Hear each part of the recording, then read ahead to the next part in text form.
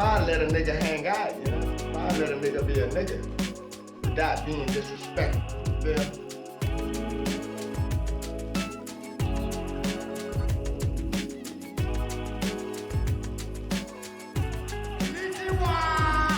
$1,000. I guess you guys are expecting me to pay that $1,000? I can't do anything about your water bill. You're not listening to what I'm saying. I'm going to assume most of my subs know who Charles Bennett is, but for the uninitiated, let me introduce you. I am the brokest famous fighter you'll ever meet. What do I mean by that? I'm so famous to like, where's the fucking money? Felony Charles Bennett is like the Charles Manson of MMA.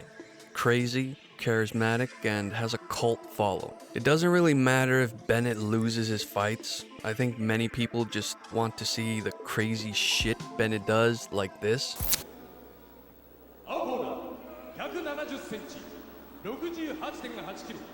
特別ルールが設定され、両手両足をマットにつけた状態、いわゆる4点ポジションでの相手への膝蹴りやサッカーボールキックなどは禁止されています。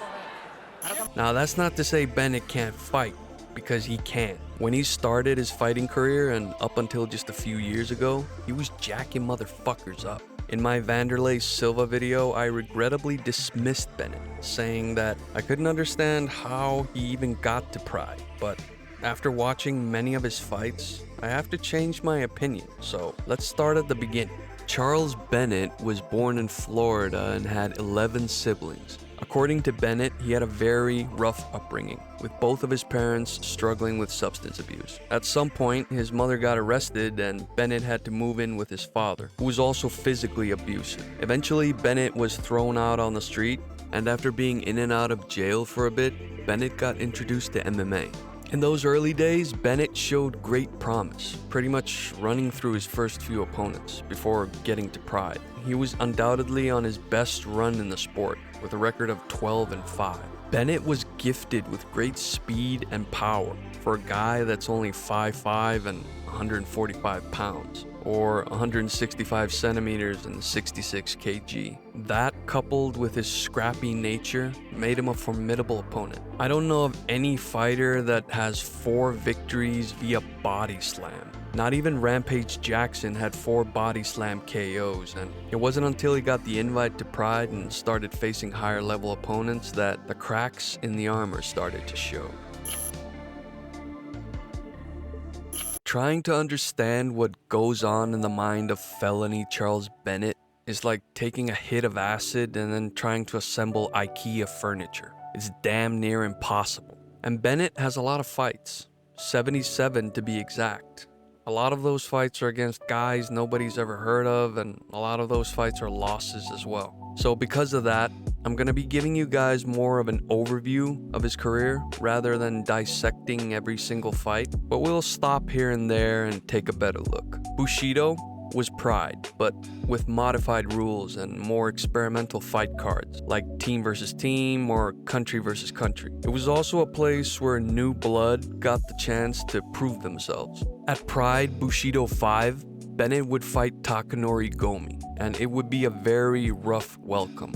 Gomi, who was 17-2 at the time, would later become the only fighter in Pride FC history to win the lightweight championship, as well as being the only lightweight to win a Grand Prix tournament in his weight class. Before coming to Pride, Gomi was pretty much undefeated, dominating in Shuto, winning the lightweight belt. He did have 2 losses against Joachim Hansen and BJ Penn, respectively. Known as a sprawl and brawl fighter with good boxing, many were expecting a striking match, but Gomi took Bennett down and showed superior grappling. Bennett always had very good scrambles and explosive movement, which a lot of the time got him out of sticky situations. He did manage to get to his feet, but in the end, he got caught in a kimura. Bennett's next fight in Pride was at Bushido 7 against former Deep and Pancrase champion Yoshihiro Maeda. The fight was short, with Bennett showcasing his brawler style, throwing heavy shots combined with good head movement. He hit Maeda with heavy body shots and then finished him off with a combination to the head. After the Maeda fight, Bennett had a few fights in King of the Cage and then returned to Pride at Bushido 9 to fight some guy named Mishima. another champion from the Deep organization. Bennett got taken down and mounted, but got back to his feet. He then got taken down again and got back up. Mishima then pulled guard and went for a leg, submitting Bennett with an ankle lock. At this point, Bennett was 16-10, with 8 of those losses coming via submission.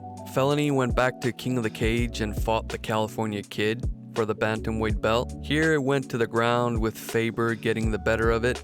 Felony had some decent scrambles and did what he could until getting submitted with a rear naked choke. Felony made his next appearance in Pride at Shockwave 2005 and faced Ken Kaneko. This was an interesting fight because Ken thought that he could just dive for the crotch and take Bennett out, but Bennett defended the takedown, got a body lock, and took Ken down. Felony was on top most of the round, socking Ken in the face, and then finally finishing him off with an armbar. Now granted, Ken was an actor who tried his hand at fighting and he kinda sucked at it, but the win was still impressive. It was at this very night that the infamous locker room fight happened. For many years, there was an urban legend circulating in the MMA community that Felony had knocked out Vanderlei Silva in the locker rooms that night. Vanderlei always denied it, and all we had for a long time was just a video of Felony fighting with Vanderlei's jiu-jitsu coach, which ended with Felony getting choked out.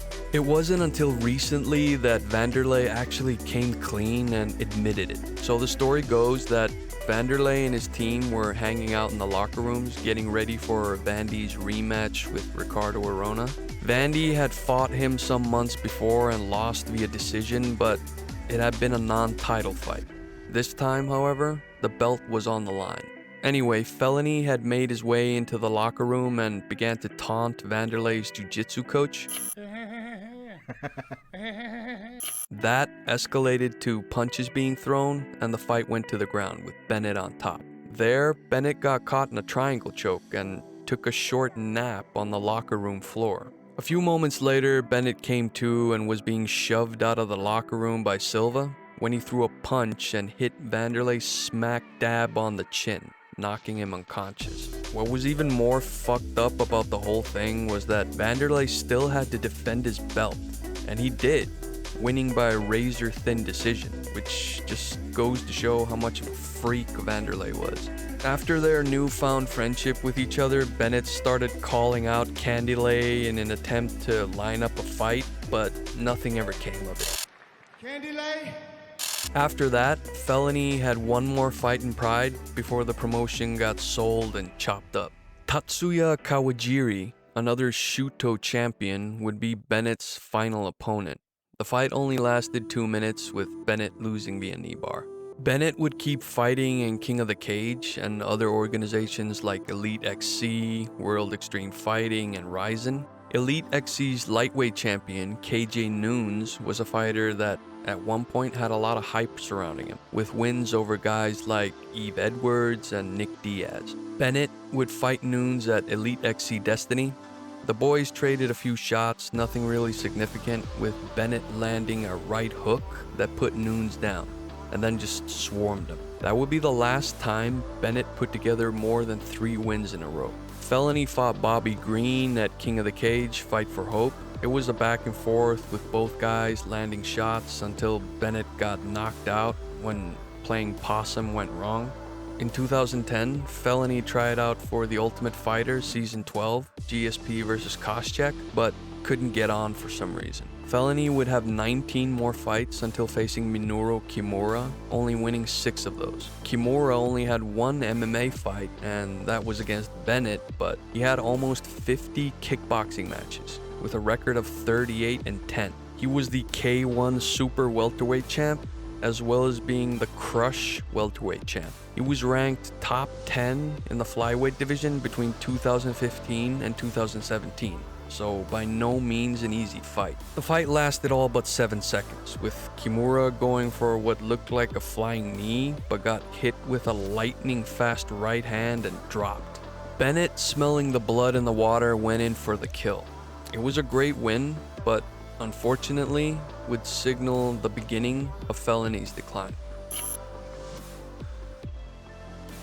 Felony has had 15 fights since 2017 and lost every single one of them. He even went over to Bare Knuckle FC where he had 3 fights, losing those as well, breaking or seriously injuring his hands in the process. In 2017, Felony fought for lightweight gold in a promotion called Fist Fight against some guy named Cody. Unfortunately though, Felony got taken down and submitted by a rear naked choke. He lost to Jason Knight, who was on the most recent series of The Ultimate Fighter. He got knocked out by Rob Emerson at Gamebred FC. Felony even lost via rear naked choke 4 fights in a row, which is kind of impressive, I guess. So to say that Felony has had a rough landing in the twilight of his career is an understatement. These days though, you can catch Felony on Twitch playing Call of Duty and smoking Black and Milds on his channel called Felony MMA. Bennett did have a YouTube channel where he posted videos of himself smoking weed and just updates from his life. Some of the classics include videos like this. Bro, how you moved it out of the way? You're using the bed for your tools and all this stuff here. I put my tools up there to hold the plastic. Bro, this is not. Look at the curtain. Look at this curtain right here. Look at this curtain right here. You don't give a fuck about a person's shit, bro. Because if you did, you would have moved all this stuff out. But it's hard for you, though. It's hard for you to move this stuff out so you don't ruin my shit, bro. This is crazy. His biggest challenge today, though, is getting rent money. I'm supposed to be beating your ass this weekend for this rent money. Don't have me beating up the rent man for his money, because I ain't got his money. Fortunately, he hasn't lost his sense of humor. Internet paid, my daughter leaves, I'm going to be back on this porn, jacking off and shit. There you Well, go. I live alone, so I walk around this bitch butt-ass naked just jacking. And he's still willing to fight anybody. Yep, I fight women, men, children, retarded people. Wow. If you hit me, we're gonna fight. I recommend watching the full interview with Mike Swick. The catfish story alone is well worth it. So my take on Bennett is nothing you haven't already heard. He was very fast, very strong, and a dangerous brawler with a ton of potential, but because of his weak areas like grappling, he just wasn't able to reach that level. As we all know, Bennett did get into a lot of trouble in his off time. He got pinched for selling drugs, burglary, assaulting his training partner with a lead pipe or some shit. He even got into a fight with a pregnant lady, which according to Bennett was self-defense. But all seriousness aside, how can you not love this guy? Where them thick holes at? And it's everywhere. Niggas everywhere over here. If I come to your country, show me where the hookers at. Cause I don't mind paying for some because I'm not trying to be macking up on you ladies, you know what I'm saying? I'm only gonna be here for a few days, so. And as far as his antics in the cage, I don't think there's anyone who can rival Bennett in that area, or is as memorable. Thanks for tuning in, guys. Like, subscribe, comment, and all that fucking shit. You know how this shit works, right?